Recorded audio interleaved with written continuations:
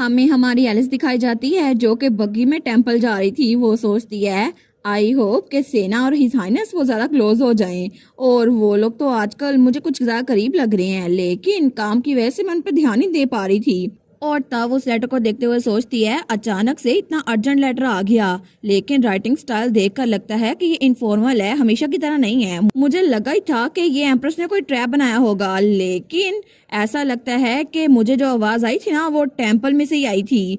और थोड़ी देर बाद वो वहां पे पहुंच गई थी तो उसके सामने वायलेट थी, वही प्रीस्टेस जिसने पिछली बार उसकी हेल्प की थी। वो कहती है बहुत दिनों बाद मिल रहे हैं डचीज। तो हमारी उन कहती है वायलेट बहुत दिनों बाद मिल रहे हैं, लेकिन क्या तुम मुझे यहाँ पे ग्रीट करने आई हो? वो कहती है जी बिल्कुल, हाई प्रीस्ट प्रियोन ने मुझे ऑर्डर दिया है कि मैं आपको लेके आऊं। बाय द वे, क्या ये सारे के सारे लोग आपके स्कॉट नाइट्स हैं? और वहां पे तो उसके बहुत सारे गार्ड्स थे।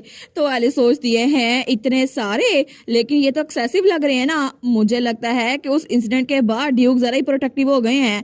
तो वो सारे नाइट्स कहते हैं हम लेडी को प्रोटेक्ट करेंगे, हम लेडी को प्रोटेक्ट करेंगे। लेकिन जैसे ही थोड़ी देर बाद वो लोग हाई प्रीस्ट प्रियोन के पास पहुंचे थे ना, तो हाई प्रीस्ट कहता है वेलकम डचिस डेराट, मुझे माफ कीजिएगा कि मैंने इतने अचानक से आपको टेम्पल बुला लिया। मैं तो असल में लेटर में आपको सब कुछ बता नहीं सकता था।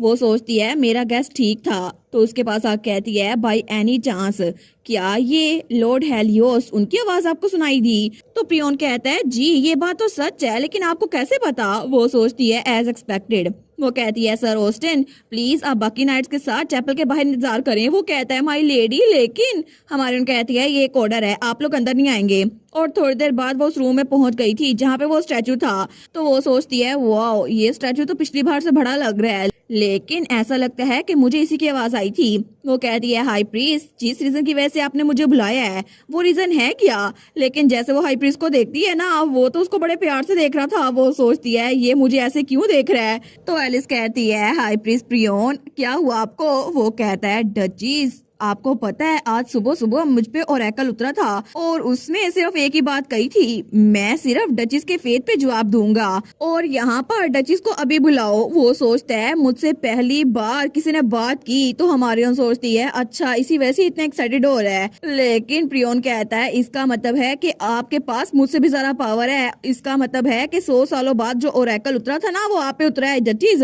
और ये तो बहुत बड़ी ब्लेसिंग है। तो हमारी ओन सोचती है ये तो बड़ा एक्साइटेड लग रहा है, इसकी तो आंखें भी चमक रही हैं। लेकिन मुझे लगता है जरूर कोई ना कोई रीजन होगी कि मुझे यहाँ पे बुलाया गया है। शायद इस लॉर्ड को पता हो कि मैं अपनी पास्ट लाइफ से यहाँ पे कैसे आ गई हूँ, और मुझे इसकी रीजन पता करनी होगी मैं इस दुनिया में क्यों आई हूँ।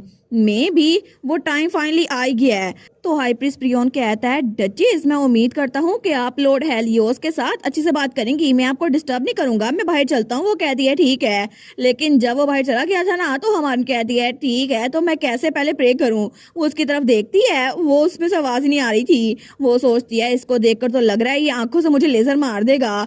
लेकिन तभी उसको आवाज आती है सीरियसली ऐसी रैंडम थॉट सोचना बंद कर दो। वो सोचती है मैंने फिर से एक आवाज सुनी, लेकिन फिर से आवाज आई थी ऐसी रैंडम थॉट सोचना बस कर दो और जरा थोड़ी डिवोशन दिखाओ। वो सोचती है क्या ये आवाज किसकी थी? मेरे सर में एक बार फिर से आवाज सुनाई दी, लेकिन ये तो हेलियोस की आवाज लग रही है। तो तभी वो आवाज फिर से आई थी ओए बदतमीज, मैंने तुम्हें ख्वाब में भी कहा था मुझसे मिलने आ जाना, लेकिन तुम भूल गई। आखिर तुम ऐसी चीज कैसे भूल सकती हो? तो ये बात तो सर में जाके लगती है। तो फिर से आवाज आई थी मैंने अपनी पावर्स तुम्हारे साथ शेयर की थी, लेकिन तुम यहाँ पे मुझसे मिलने के लिए भी नहीं आ सकी थी। अब जरा जल्दी से अपनी डिवोशन मुझे शो करो, इसके बाद मैं तुम्हारे सामने शो हो सकूंगा। लेकिन हमारी ओर सोचती है मुझे तो इसके लिए बुरा लग रहा है, क्योंकि मुझे तो सच में इसके लिए डिवोशन फील हो ही नहीं रही। वो कहती है ठीक है मैं किसी और बारे में नहीं सोचूंगी। तो वो दिल में सोचती है प्लीज मेरे सामने आ जाओ। वो कहती है ऐसे ही करना है या किसी और तरह से? तो फिर से आवाज आई थी फोकस करो। वो कहती है ठीक है कर लेती हूँ फोकस। और तब वो पूरे फोकस से कहती है प्लीज लॉर्ड हेलियोस अपने आप को मेरे सामने जाहिर करें, मेरे सामने अपेयर हो जाएं। और तभी उसके हाथ से रोशनी निकलती है। तो तब वो सामने देखती है, वो कहती है क्या ये काम कर गया? लेकिन वो है कहाँ पर? तो आवाज आई थी यहाँ पर देखो। वो कहती है कि यार नीचे। तो वहां पर एक क्यूट सा छोटा सा बेबी बैठा हुआ था। तो हमारी उन कहती है ये तो छोटू सा है। तो वो कहती है क्या सच में तुम्हारे पास पावर्स हैं? वो कहता है बदतमीज तुमने इतनी डिवोशन दिखाई है, अगर तुम्हें मुझ पे यकीन नहीं होगा तो मैं शो कैसे होऊंगा? और जरा अपनी डिवाइन पावर थोड़ी ज्यादा यूज कर लो। तो तब हमान कहती है अच्छा मैं कर लेती हूँ, लेकिन वो बेचारा वो तो मुंह फुला के बैठ गया था। वो कहता है इस स्टेट में तो मैं तुमसे कनेक्ट हो ही नहीं पाऊंगा, और इसी तरह स्टार्ट से करना शुरू शुरू करो। हमारे कहती है स्टार्ट से। वो कहता है बिल्कुल, जब तक मेरी बॉडी बड़ी नहीं हो जाती ना तुम यहाँ से निकल नहीं सकती। वो कहती है ठीक है करती हूँ अपनी डिवाइन पावर शो। लेकिन उसी वक्त हमें एम्पीरियल पैलेस का सीन दिखा जाता है जहाँ पे ड्यूक कैलियोस वो काम कर रहा था। और तभी वो सोचता है मैंने इन्वेस्टिगेशन रिजल्ट उसकी रिपोर्ट बना ली है जो कि हंटिंग कंपटीशन में अटेम्प्टेड मर्डर के केस में था। लेकिन उसके रिजल्ट में क्राइम सीन की इन्वेस्टिगेशन की गई तो कोई भी एविडेंस या क्लू नहीं मिला। और इसी वजह से विक्टिम डचिस डेराट और वाइकाउंटस रोजेटा उन्होंने भी कहा है कि उन्हें कल्प्रिट का चेहरा याद नहीं था। लेकिन एविडेंस की कमी की वजह से हमने सिटीजन में कंफ्यूजन ना फैलाने की वजह से इस इन्वेस्टिगेशन को क्लोज कर दिया है।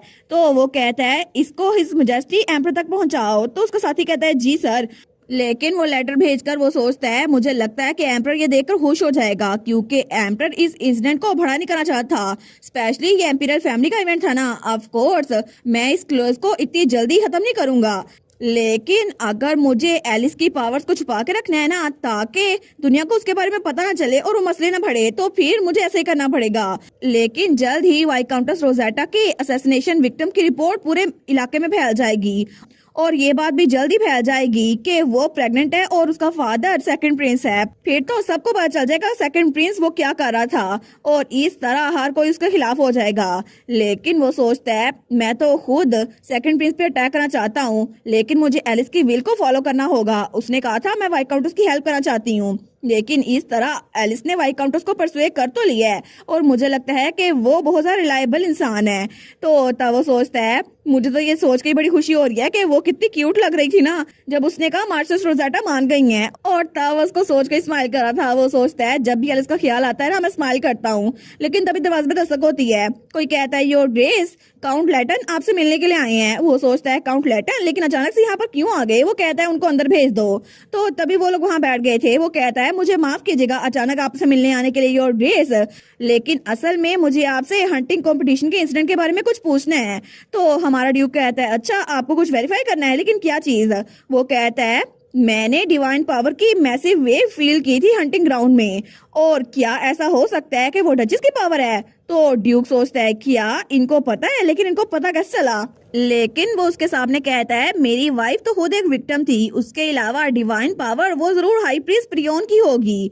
तो काउंट कहता है वेल मैं जानता हूँ हाई प्रीस्ट प्रियोन की पावर बहुत ज्यादा स्ट्रॉन्ग है लेकिन जब मैं वहां से वापस आ रहा था ना तो कल मैंने ग्राउंड में बाकी प्रीस्ट को देखा जो कह रहे थे हमें डिवाइन पावर सेंस हुई है। लेकिन कितना अजीब है ना जिस वक्त वो डिवाइन पावर सेंस हुई थी उसके बाद हाई प्रीस्ट वहां से भाग के उस जगह पे जा रहे थे जहां पे वो सेंस हुई है। इसका साफ साफ मतलब है कि हाई प्रीस्ट प्रियोन की पावर वो नहीं थी बल्कि किसी और की पावर थी।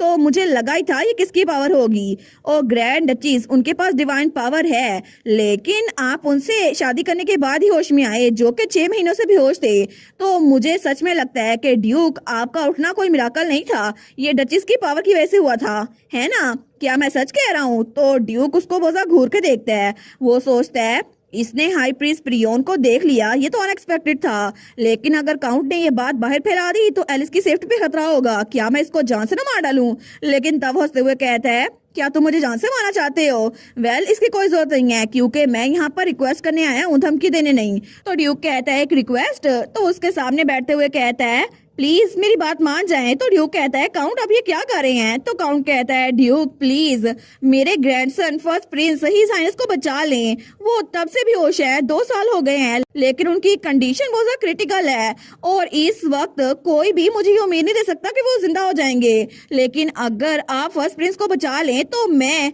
आपको ये बात कसम खा के कहता हूँ कि मैं हमेशा थर्ड प्रिंस के साथ लॉयल रहूंगा।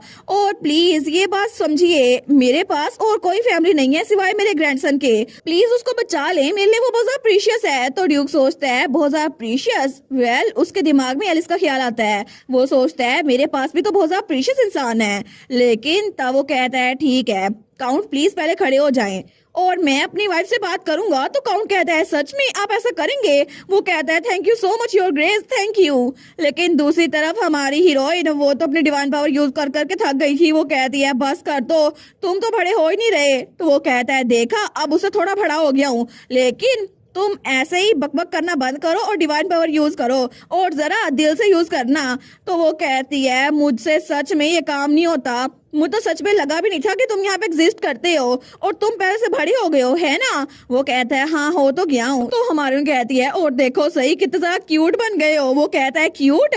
तुम मुझे क्यूट कह रही हो, जरा शर्म कर लो, मैंने अपनी पावर तुम्हारे साथ शेयर की थी, लेकिन तुम्हें पता भी है कि मैं असल में कितना बड़ा हूँ और मेरी बॉडी वो एक अडल्ट की बॉडी है, लेकिन अब तुम्हारी वजह से मैं एक बच्चे की बॉडी में फंसा हुआ हूँ। तो एलिस कहती है लॉर्ड हेलियोस मुझे माफ कर दें, लेकिन मैं और डिवाइन पावर यूज नहीं कर सकती, इस तरह तो मैं मर जाऊंगी। वो तो वहीं पे लेट जाती है। वो कहता है आखिर तुम सेक्रेट चैपल में लेट क्यों रही हो?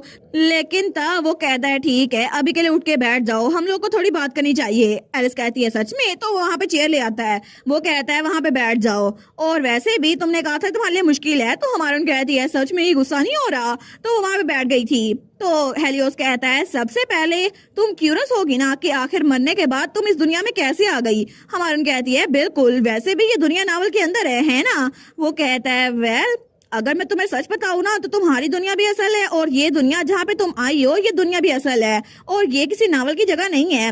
लेकिन इमेंस पावर की वजह से डायमेंशन चेंज थे जो कि हर दुनिया का अलग डायमेंशन होता है, और इसके अलावा कुछ स्टोरीज एक दुनिया की दूसरे डायमेंशन में ट्रेवल करती हैं। जो नावल तुमने पढ़ा था ना वो भी बिल्कुल ऐसा ही था। हमारे सोचती है इसका मतलब है ये दुनिया बिल्कुल भी फिक्शन नहीं है। वो कहता है लेकिन उस बुक के कंटेंट की तरह जो तुमने रीड किया था इस दुनिया की एक हैप्पी एंडिंग बिल्कुल नहीं हुई थी। तो एलिस कहती है क्या मतलब? वो कहता है जब ये दुनिया बनी थी ना तो उसके साथ ही डार्कनेस भी बनी थी और डार्कनेस बहुत ज्यादा पावरफुल थी, लेकिन तब बहुत सारे लोग डार्क मैजिक को यूज करते थे इवल पावर लेने के लिए और उन्होंने डार्कनेस की पावर को अपना हथियार बना लिया, एक दूसरे को मारना शुरू कर दिया। बाद में मैंने पूरी कोशिश की कि अपनी डिवाइन पावर को यूज करूं, यहाँ पे मैजिक सर्कल बनाऊं, लेकिन मेरी वजह से सारे के सारे एंशिएंट मैजिक सर्कल वो डिस्ट्रॉय हो गए और यहाँ से कोई भी इवल बाहर निकल नहीं पाया। उसके बाद यहाँ पर पीस आ गया, हर कोई खुश से रहने लग गया, लेकिन वो पीस ज्यादा देर तक रहा नहीं क्योंकि अचानक से यहाँ पर कोई थी जिसको डार्क मैजिक यूज करना आता था और उसी ने ये सब कुछ फिर से शुरू कर दिया और सील को ब्रेक कर दिया, जिसकी वजह से यहाँ फिर से तबाही आना शुरू हो गई और आखिर में दुनिया खत्म हो गई। लेकिन मैंने अपनी पूरी की पूरी पावर यूज की ताकि थोड़ा अच्छा फैसला ले सकूं और मैंने यही करने के लिए स्पेक्टेकर अपीयर होने से पहले टाइम को टर्न बैक कर दिया। तो हमारी एलिस कहती है सच में टाइम को वापस भेज सकते हैं, लेकिन क्या आप सच में ऐसा कर सकते हैं? वो कहता है वेल मैं कर नहीं सकता, मैंने बस एक ही बार किया था। तो एलिस कहती है हैं? वो कहता है यहाँ पर जो डायमेंशन को मैनेज करते हैं ना उन्होंने पनिशमेंट के तौर पर मुझे 10,000 सालों के लिए अपनी पावर दुनिया में यूज करने से मना कर दिया। एलिस कहती है 10,000 साल? तो हेलियोस कहता है इसीलिए मुझे लगा था कि मुझे किसी और दुनिया से कोई सोल लानी चाहिए ताकि इस दुनिया की सोल में रहकर मेरी हेल्प कर सके, और वो तुम हो हां सुयुन, और मैंने अपनी पावर तुम्हारे साथ शेयर की क्योंकि तुम्हारी सोल मेरे साथ कंपेटेबल है। तो एलिस कहती है इसका मतलब है आपने मुझे यहाँ पर इसलिए बुलाया था कि आपकी जगह मैं डार्कनेस का खात्मा कर सकूं, है ना? मतलब रायता फैलाएं आप और साफ करूं मैं। वो कहता है नहीं नहीं ऐसी भी कोई बात नहीं है, तुम तो सच में इस दुनिया को बचाने वाली हो। तो एलिस कहती है आखिर ये क्या वजह हो गई? आपने मेरी दुनिया से मुझे सिर्फ इसलिए बुलाया था कि मैं आपकी जगह काम करूं? ये सब कुछ तो पागलपन है, मुझसे पूछा भी नहीं और मुझे इस दुनिया में बुला लिया, ये तो बिल्कुल पागलपन है। और इसी पागलपन के साथ सीजन 2 भी यहीं पर खत्म। ये सीजन तो बहुत ज्यादा जल्दी खत्म हो गया, लेकिन अभी तक कुछ खास पता नहीं चला। लेकिन चलो अभी तक ये तो अच्छा हुआ कि ड्यूक ने एलिस को प्रपोज कर दिया और दोनों की लव लाइफ शुरू हो चुकी है। और दूसरी तरफ सेना और थर्ड प्रिंस उनकी भी स्टोरी थोड़ी सी आगे बढ़ रही है, मगर थर्ड सीजन अब कब आता है वो तो मुझे खुद नहीं पता। अभी के लिए मैं बस इसी को एक्सप्लेन कर रही हूँ, तो नेक्स्ट सीजन जब आएगा तब की तब देखी जाएगी। अभी के लिए चैनल को सब्सक्राइब कर ले और वीडियो को लाइक कर दे। Thank you so much for watching my videos and take care, bye bye. और इसी के साथ ये वाला पार्ट यहीं पर ख़त्म। तो आप लोग बताइएगा आप लोग को ये पार्ट कैसा लगा, और वीडियो को लाइक और चैनल को सब्सक्राइब लाजमी कीजिएगा। बाकी वीडियोस का लिंक भी स्क्रीन पर नज़र आ रहा होगा, तो काइंडली उनको भी चेकआउट कर ले। और thank you so much for watching my videos. Stay safe, bye bye.